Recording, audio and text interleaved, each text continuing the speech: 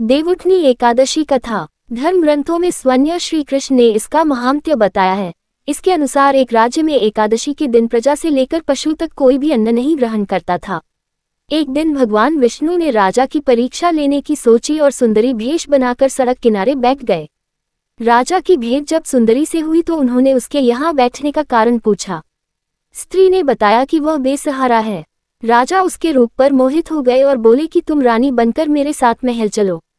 श्रीहरि ने ली राजा की परीक्षा।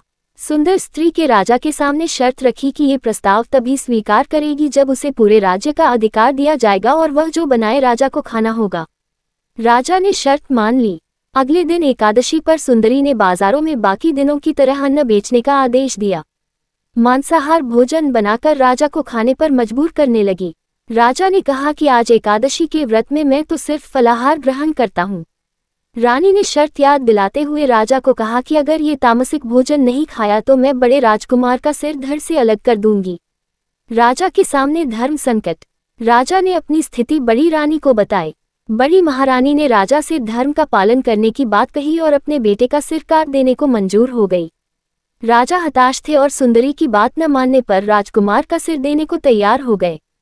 सुंदरी के रूप में श्रीहरि राजा के धर्म के प्रति समर्पण को देखकर अति प्रसन्न हुए और उन्होंने अपने असली रूप में आकर राजा को दर्शन दिए। विष्णु जी ने राजा को बताया कि तुम परीक्षा में पास हुए, कहो क्या वरदान चाहिए। राजा ने इस जीवन के लिए प्रभु का धन्यवाद किया, कहा कि अब मेरा उद्धार कीजिए।